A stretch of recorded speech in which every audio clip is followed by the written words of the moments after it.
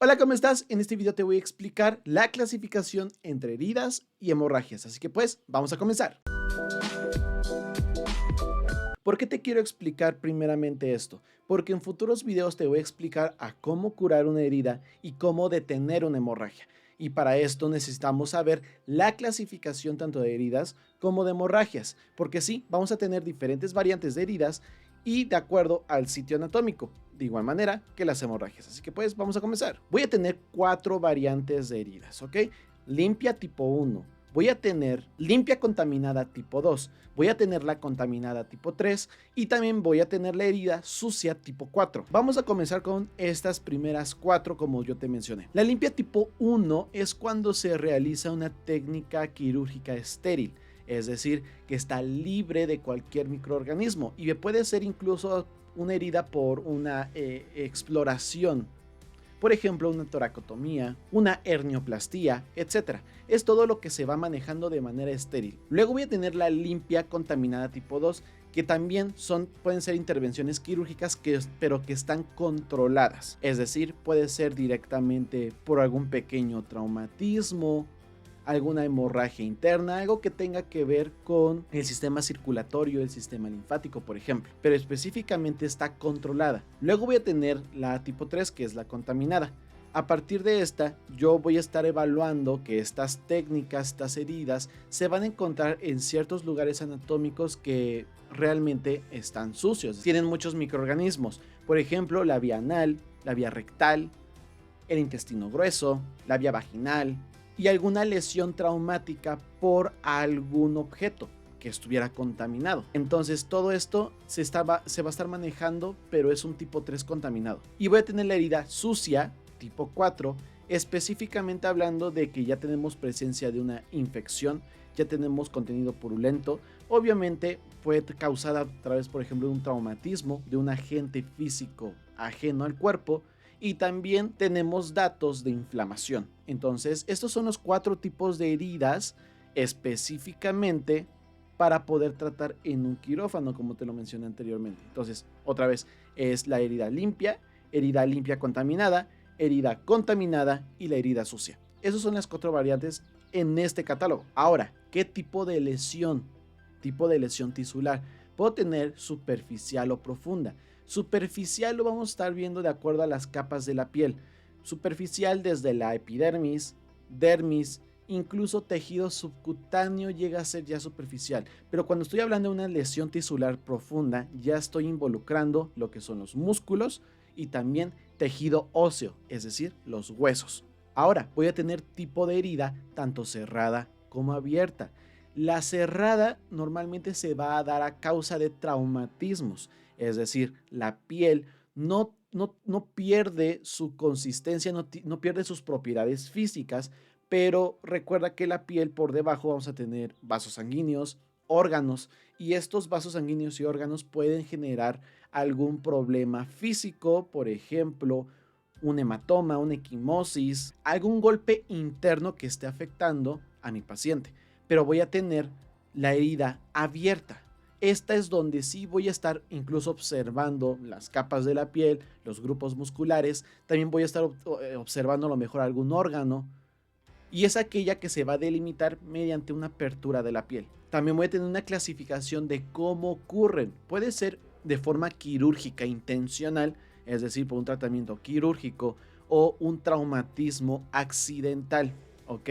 Se pueden ocurrir de estas dos maneras. Y entre estas voy a tener otra clasificación, por ejemplo, una herida cortante, que es provocada por objetos cortantes, cuchillo, navaja. En el caso de quirúrgica, el bisturí. Voy a tener la clasificación por abrasión, es decir, cuando una persona se cae y se raspa o tiene fricción con algún objeto. En este caso es un traumatismo accidental, porque es cuando la persona se cae. Puede ser una herida contusa, es decir, un objeto que no tiene algún borde cortante, golpea y de esta manera se crea una herida. Una herida lacerante, un ejemplo es cuando una persona muerde a otra persona y se crea esta herida, entonces es una herida lacerante, porque a partir de una presión hay un desgarre también, entonces podemos tener este tipo de heridas. Heridas penetrantes. que aquí nosotros vamos a estar viendo armas de fuego, vamos a estar viendo instrumentos punzocortantes y de manera punzante, que puede ser desde clavo, agujas, la propia jeringa genera una herida. Entonces es intencional, es quirúrgica, pero sigue siendo una herida lo que nosotros estamos provocando. Y como tal, esta es la clasificación de las heridas. Vamos con la clasificación de las hemorragias. Clasificación de hemorragia vamos a verlo por su localización. Pueden ser internas o externas. Y creo que esto lo podemos visualizar. Pero cuando son hemorragias internas normalmente ocurren en órganos, en tejidos profundos, tejidos musculares. Y cuando es externa la podemos observar y son en tejidos más superficiales. Por ejemplo la piel, tejido subcutáneo, etc. Ahora, voy a tener clasificación de acuerdo a la magnitud. Puede ser una hemorragia ligera o una hemorragia grave. Y esto va a depender del tipo de vaso sanguíneo que esté afectando. Recuerda que en mi sistema circulatorio voy a tener vasos sanguíneos de mayor calibre y vasos sanguíneos de menor calibre. Si yo lastimo o destruyo un vaso sanguíneo de mayor calibre, la hemorragia es grave. ¿Por qué? Porque voy a tener una prominencia de sangre increíble. Pero cuando es una hemorragia ligera, a lo mucho se están lastimando capilares o el calibre de la vena, de la arteria, puede ser pequeño. Y hablando de arterias o venas, vamos a verlo de acuerdo a la clasificación de los vasos sanguíneos. Voy a tener hemorragia capilar, hemorragia venosa y hemorragia arterial.